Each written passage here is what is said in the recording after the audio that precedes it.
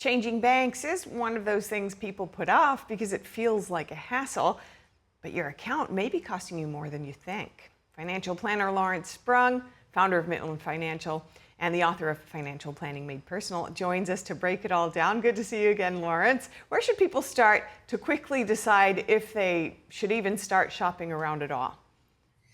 Yeah, I think you have to look at what the account is doing and serving you, because I think one of the biggest indicators is your savings account could be underpaying you, right?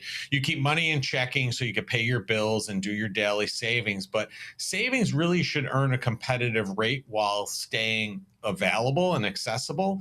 And a low rate on your savings is one of the easiest reasons to think about comparing banks, because many online banks and even fintech links options really can offer stronger yields than traditional savings accounts at brick and mortar banks.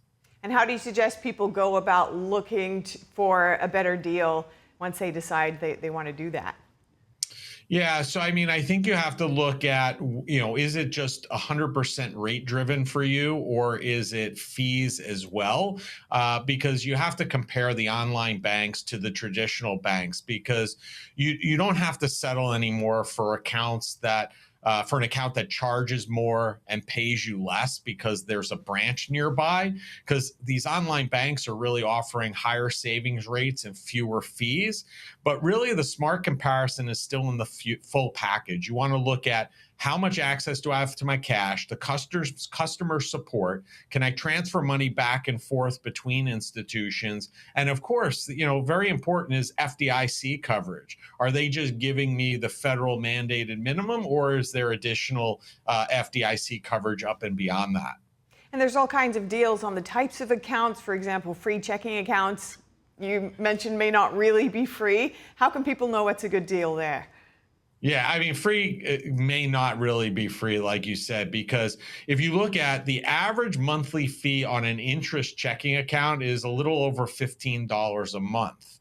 And the average balance needed to avoid that is about $10,210 in balances. So what that means is, some clients or customers are either paying fees, or they could be keeping too much money in their checking account, which many times the checking account is earning zero and the savings account may be earning more, but it could be significantly less. So you want to find an institution where you're paying very close to zero fees. You don't have to maintain a large portion of your money in checking, and you can maintain more in savings to get that higher yield.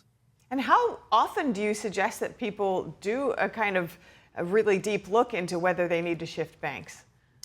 Yeah, I mean, this is not something you want to do every 12 months, for example. I mean, just a lift of changing online bill pays, if that's something that you use it for, could be, quite onerous. But every 2 or 3 years, you should be taking a look at things, because at current, you may join a bank, it may be costing you nothing. You might have to keep minimum amounts in your checking account. But as we all know, things change over time, and that those policies very well could change over time, and you want to be aware of it. So if you haven't heard about any changes, check into it every couple of years. But if they implement a change, for example, they say you have to maintain no longer 10,000 in a checking, but 20 or 30, that might be a signal that it's time to look around.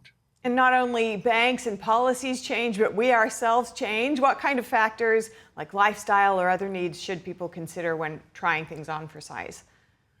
Yeah, so I mean, one thing that's really troubling, has always bothered me, is ATM fees. I don't happen to go there as much as I used to, but if you are being charged ATM fees, especially if you move, you travel more, or you keep getting hit with those out-of-network charges, that means that your convenience of being on the move is turning into a cost. And Bankrate found that the average out-of-network ATM withdrawal now costs over $4, almost $5, 477, and it's the highest rate that we've seen since tracking those fees back in 1998. That means to take out $100, it's really almost costing you 105, which is 5%. That's good interest, good money in your pocket, not the bank's. So that's something to really look at, especially if you have a lifestyle that's on the move.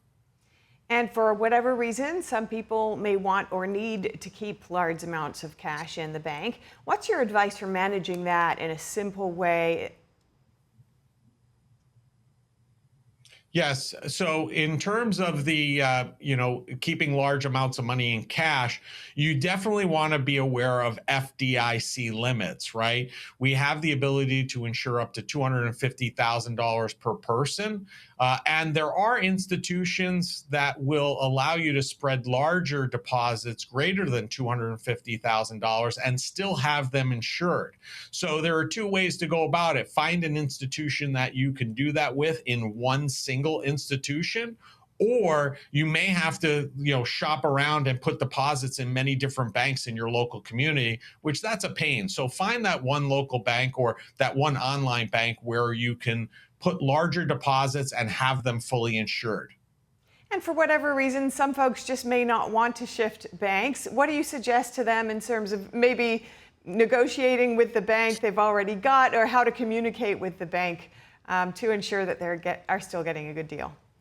Yeah, usually it's very difficult to negotiate with large financial institutions. So they're not going to necessarily do anything potentially for you that they won't do for everybody else. But you may be in a specific package or tier with the financial institution that's causing you to incur some fees. It may behoove you to lower your tier or raise your tier. So have a conversation with the bank. If the pain of moving is too great for you, then definitely have that conversation and see if there's movement within that financial institution that can lower the fees and bring something more in line to what you need for your specific lifestyle. Okay, last few seconds. We've got your vision for people across the world in a world where money is being managed perfectly. What does that look like to you? Money being managed per I don't know that there's a utopia like that, but I mean in terms of handling it properly, you would have a sufficient emergency fund, so if something goes awry, you have that ability to access that money. Typically that would be in a savings account like we're talking about now. You are cash flow positive each and every month, and you're allocating money towards your long-term goals, whether that be retirement, your beach house property, or whatever you deem brings joy to you and your family. I think that's probably the closest you'll get. It all comes back to joy and family. I love that. Thank you so much, Lawrence Sprung. Thank you.